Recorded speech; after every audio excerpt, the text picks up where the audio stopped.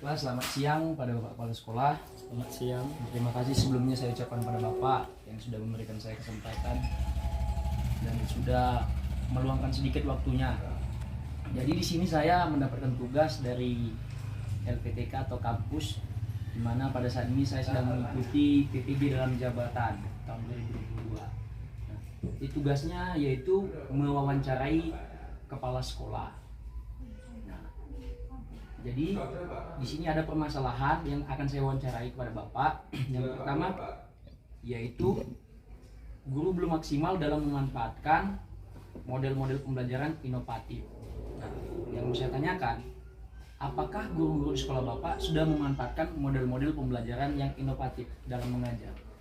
Baik, guru-guru di sekolah saya dalam pemanfaatan model-model pembelajaran yang inovatif memang belum semua melakukannya. Penyebabnya yang pertama yaitu kurang pemahaman terhadap model-model pembelajaran yang inovatif. Kedua, tidak adanya niat di antara guru dalam pembelajaran inovatif tersebut. Yang ketiga, karena kurangnya pengetahuan tentang IT. Pada dasarnya, pembelajaran inovatif ini senantiasa dicanangkan oleh pemerintah setiap tahunnya dari masa ke masa, bahwasanya seorang guru itu harus berinovasi dalam pembelajaran metode-metode yang harus disampaikan kepada siswa. Karena apa? Karena metode-metode atau model-model yang akan diberikan kepada siswa inilah yang bisa memacu siswa itu lebih aktif dalam pembelajaran.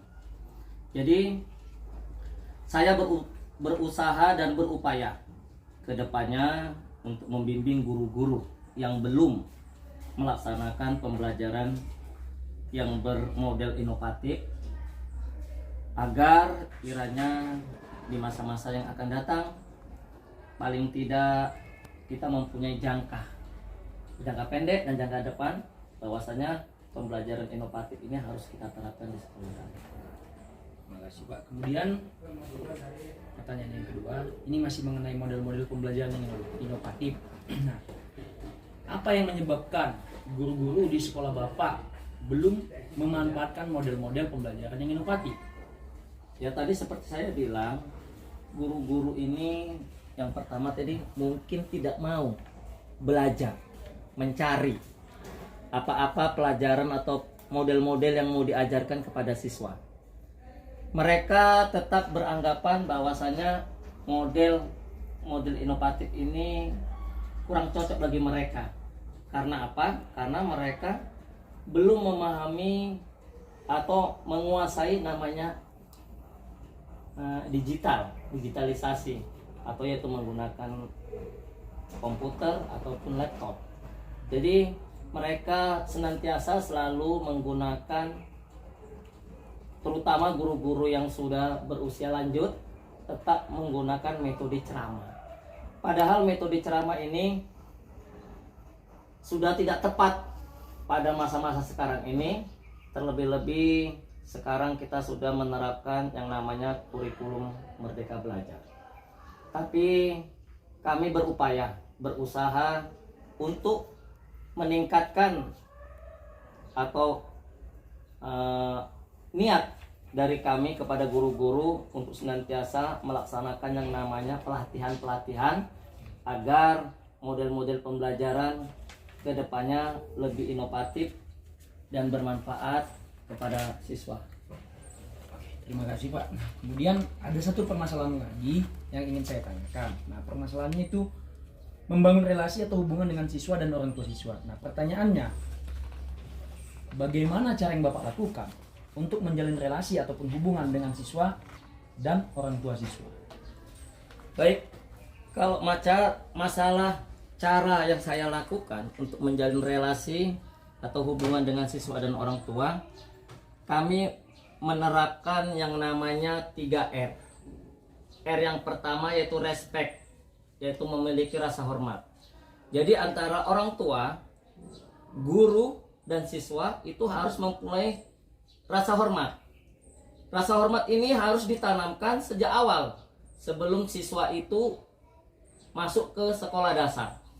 Karena kita sebagai orang tua merupakan guru utama di sekolah maupun di rumah. Karena rasa hormat ini yang kita tanamkan kepada siswa kita atau anak kita akan mengalir dan berlanjut ke sekolah. Jadi apabila kita memiliki rasa hormat, saling menghormati antara satu dengan yang lain, mudah-mudahan anak siswa atau pelajar ini menjadi aman, tentram, dan nyaman di dalam memperoleh pelajaran di sekolah. Itu yang R yang pertama, rasa hormat. Yang kedua, R yang kedua yaitu responsibility atau memiliki rasa tanggung jawab.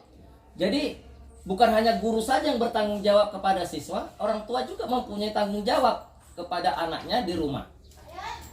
Agar apa? Karena tanggung jawab ini kalau di sekolah dibebankan atau diberikan kepada guru dan kepala sekolah, namun di rumah tanggung jawab ini dikembalikan lagi kepada orang tua. Jadi apabila orang tua dan guru serta murid memiliki rasa tanggung jawab ini, maka saya yakin apa yang kita cita-citakan ataupun yang kita inginkan mudah-mudahan tercapai. Dan yang ketiga, R yang ketiga yaitu relationship, yaitu memiliki rasa hubungan. Maksudnya bagaimana? Antara orang tua, siswa, dan guru harus mempunyai kolerasi hubungan. Jadi tidak terputus. Jadi senantiasa setiap saat apabila ada gejala atau kendala-kendala yang dihadapi oleh siswa kita senantiasa selalu berhubungan dengan orang tua. Kita panggil mereka melalui wadah yang namanya Badan Komite Sekolah. Jadi komite sekolah lah yang mempunyai tanggung jawab kepada guru dan orang tua untuk apa yang mau kita terapkan, mau kita lancanakan agar siswa dan sekolah itu memiliki relasi yang senantiasa berjalan dan berkelanjutan. Kemudian apabila yang R3 ini, 3R ini kita senantiasa lakukan, saya yakin dan mampu bahwasanya kurikulum atau pembelajaran apapun namanya dia, mau kurikulum Merdeka Belajar ataupun kurikulum K13 yang diterapkan di sekolah masing-masing, khususnya di sekolah saya, maka apabila kita laksanakan yang namanya 3R ini, saya yakin siswa-siswa kita ini akan maju ke depan, baik intelektual dalam pengetahuan maupun dalam akhlaknya. Karena apa? Karena kita senantiasa mencanangkan itu, yaitu memiliki rasa hormat kepada orang tua, kepada siswa, kepada teman, ataupun kepada guru. Kemudian memiliki tanggung jawab. Jadi setiap siswa harus mempunyai tanggung jawab, bukan hanya kepada dirinya, namun kepada orang lain juga. Begitu juga guru harus mempunyai tanggung jawab. Bagaimana anak sekolah atau anak yang dididiknya merupakan tanggung jawab yang harus diamanahkan kepadanya, harus dijalankan dengan baik. Agar apa? Agar kita sebagai guru mempunyai kapasitas yang baik, bahwasanya nanti tanggung jawab ini merupakan tanggung jawab kita bersama, bukan hanya kepada orang tua ataupun guru saja. Sedangkan yang ketiga, kita senantiasa menerapkan yang namanya relationship, yaitu hubungan antara siswa, orang tua, dan guru harus terjalin terus menerus, tidak terputus ya Bapak Ibu ya. Jadi harus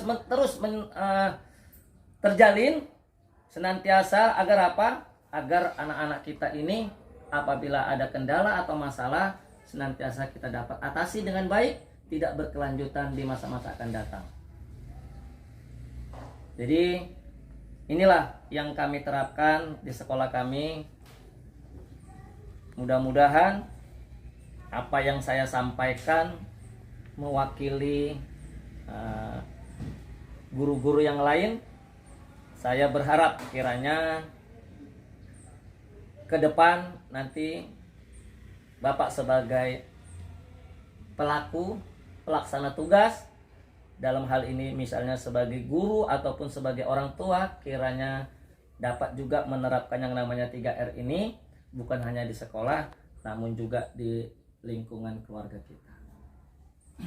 Terima kasih Pak. Berarti cara yang Bapak lakukan untuk menjalin hubungan atau relasi dengan siswa dan orang tua siswa, yaitu menerapkan 3R tadi. Iya, Respect, responsibility, dan relationship. Oke, terima kasih Pak. Nah, terima kasih sebelumnya saya ucapkan pada Bapak buat jawaban-jawaban yang sudah Bapak berikan kepada saya melalui pertanyaan-pertanyaan yang saya berikan. Nah, mudah-mudahan dengan wawancara ini saya bisa mendapatkan nilai yang maksimal. Nah, terima kasih.